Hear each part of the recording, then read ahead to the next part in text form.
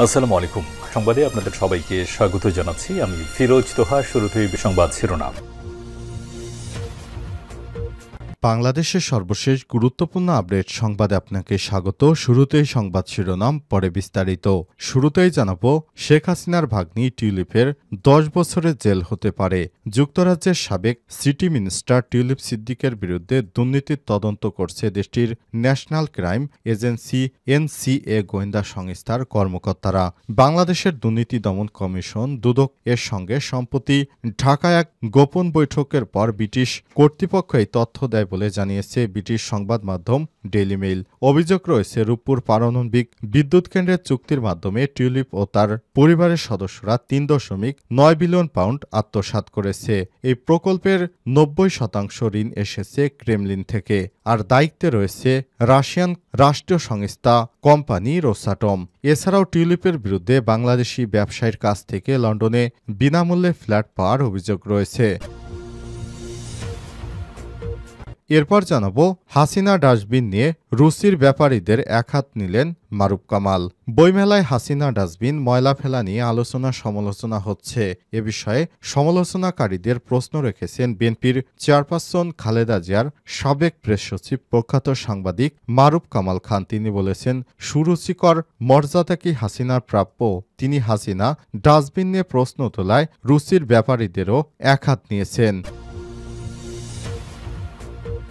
এদিকে পাবনার ঈশ্বরদীতে যুবলীগ নেতা গ্রেপ্তার। বৈষম্যবিরোধী ছাত্র আন্দোলন চলাকালে হামলার অভিযোগে ঈশ্বরদীর যুবলীগ নেতা রফিক 30কে গ্রেপ্তার করেছে পুলিশ। আর সোমবার 3 ফেব্রুয়ারি তাকে পাবনা আদালতে পাঠানো হয়েছে বলে জানিয়েছে ঈশ্বরদী থানা পুলিশ। এবারে জানাবো, আইনজীবী আলিফ হত্যা মামলায় 11 ইসকন সদস্য সোন অ্যারেস্টে। চট্টগ্রামে অ্যাডভোকেট আলিফ হত্যা মামলার আসামি উগ্র ধর্মীয় সংগঠন ইসকনের 11 সদস্যদের অন্য একটি মামলায় সোন অ্যারেস্টের দেখানোর আদেশ দিয়েছে আদালত। এদিকে বিএনপি 27 নেতাকর্মীর বিরুদ্ধে চাঁদাবাজি এবং ছিনতাইয়ের অভিযোগ। বগুড়া ও ধুনট উপজেলার মাসব্যাপী গ্রামীণ আনন্দ মেলায় মারধরের ঘটনায় 2 ইউপি চেয়ারম্যান সহ বিএনপির 27 নেতাকর্মীর বিরুদ্ধে চাঁদাবাজি ও ছিনতাইয়ের পাল্টাপাল্টি অভিযোগ করা হয়েছে। বিএনপি নেতা এবং ভান্ডারবাড়ি ইউনিয়ন পরিষদের চেয়ারম্যান বেলাল হোসেন বাবু ও ভান্ডারবাড়ি ইউনিয়ন বিএনপির সাংগঠনিক সম্পাদক জাহাঙ্গীর আলম পাল্টাপাল্টি অভিযোগ করেছেন। এবং সর্বশেষ জানাবো, এবার ছোলা এসেছে দ্বিগুণ, রোজায় স্বস্তির আশা। মনে 620 টাকা কমেছে ছোলার দাম। খাতুনগঞ্জে 1 মাস আগে প্রতিমন ছোলার দাম ছিল 4200 টাকা। সেই ছোলা এখন 3580 টাকা কেজি। বাংলাদেশে সবচেয়ে বেশি ছোলা আমদানি হয় অস্ট্রেলিয়া থেকে। দেশে প্রতি মাসে গড়ে ছোলার চাহিদা 10,000 টন। রমজানে এই চাহিদা বেড়ে 1,10,000 টনে পৌঁছায়। 2023 সাল 24 অর্থ বছরে ছোলা আমদানি করা হয়েছিল 1,50,832 মেট্রিক টন। 2024-25 অর্থ বছরে এখন 5 মাস বাকি থাকতে আমদানি করা হয়েছে 1,43,662 মেট্রিক টন ছোলা। প্রিয় দর্শক, এতক্ষণ শুনছিলেন সংবাদ শিরোনাম, এবারে বিস্তারিত। তবে তার আগে বন্ধুরা, অনুরোধ থাকবে সংবাদটিতে একটি লাইক দিন। এই চ্যানেলে আপনি নতুন হয়ে থাকলে আমাদের সংবাদটি দেখতে দেখতে চ্যানেলটি সাবস্ক্রাইব করে রাখুন। কমেন্ট করে বন্ধুরা আপনার মূল্যবান মতামত জানিয়ে দিন আপনি বিশ্বের কোন দেশ থেকে বা বাংলাদেশের কোন স্থান থেকে আমাদের সংবাদটি দেখছেন এবং শুনছেন। এবারে বিস্তারিত। টিউলিপের 10 বছর জেল হতে পারে। যুক্তরাজ্যের সাবেক সিটি মিনিস্টার টিউলিপ সিদ্দিকের বিরুদ্ধে দুর্নীতির তদন্ত করছে দেশটির ন্যাশনাল ক্রাইম এজেন্সি এনসিএ গোয়েন্দা কর্মকর্তারা। বাংলাদেশের দুর্নীতি দমন কমিশন দুদকের সঙ্গে সম্প্রতি ঢাকায় এক বৈঠকের পর ব্রিটিশ কর্তৃপক্ষ এসব তথ্য দেয় বলে জানিয়েছেন ব্রিটিশ সংবাদ মাধ্যম ডেইলি মেইল। অভিযোগ রয়েছে, রূপপুর পারমাণবিক বিদ্যুৎ কেন্দ্রের চুক্তির মাধ্যমে টিউলিপ ও তার পরিবারের সদস্যরা 3.9 বিলিয়ন পাউন্ড আত্মসাৎ করেছে। এই প্রকল্পের 90% ঋণ এসেছে ক্রেমলিন থেকে, আর দায়িত্বে আছে রাশিয়ার কোম্পানি রোসাটম। এছাড়াও টিউলিপের বিরুদ্ধে বাংলাদেশি ব্যবসায়ীর কাছ থেকে লন্ডনে বিনামূল্যে ফ্ল্যাট পাওয়ারও অভিযোগ রয়েছে। টিউলিপের বিরুদ্ধে ওঠা দুর্নীতি প্রমাণ হলে তার 10 বছরের জেল হতে পারে, কারণ ব্রিটেনের ব্রাইবারি অ্যাক্ট 2010 অনুযায়ী কেউ বিদেশে ঘুষ গ্রহণ করলে তার বিরুদ্ধে ব্রিটেনে মামলা এবং সর্বোচ্চ ১০ বছর কারাদণ্ড হতে পারে। এনসিএর কর্মকর্তা বাংলাদেশের সরকারকে সহায়তা করার প্রস্তাব দিয়েছিল যাতে আন্তর্জাতিক চুক্তির আওতায় টিউলিপ সিদ্দিকের বিরুদ্ধে ব্যবস্থা গ্রহণ করা যায়। এনসিএর বাংলাদেশে একটি দ্বিতীয় সফর গত বছরের অক্টোবরের প্রথম সপ্তাহে সংস্থাটি অন্তর্বর্তীকালীন সরকারকে দুর্নীতির তদন্তে সহায়তার প্রস্তাব দেয়। অভিযোগ রয়েছে শেখ হাসিনার মন্ত্রিসভার সদস্যরা প্রতিবছর প্রায় ১৩ বিলিয়ন পাউন্ড বিদেশে পাচার করতেন। হাসিনার ডাস্টবিন নিয়ে রুচির ব্যাপারীদের একহাত নিলেন মারুফ কামাল। বইমেলায় শেখ হাসিনার ডাস্টবিনে ময়লা ফেলা নিয়ে আলোচনা সমালোচনা হচ্ছে। এ বিষয়ে সমালোচনাকারীদের প্রশ্ন রেখেছেন বিএনপির চেয়ারপারসন খালেদা জিয়ার সাবেক প্রেস সচিব প্রখ্যাত সাংবাদিক মারুফ কামাল খান। তিনি বলেছেন, সুরুচিকর মর্যাদা কি হাসিনার প্রাপ্য? তিনি হাসিনা ডাস্টবিন নিয়ে প্রশ্ন তোলায় রুচির ব্যাপারীদের একহাত নিয়েছেন।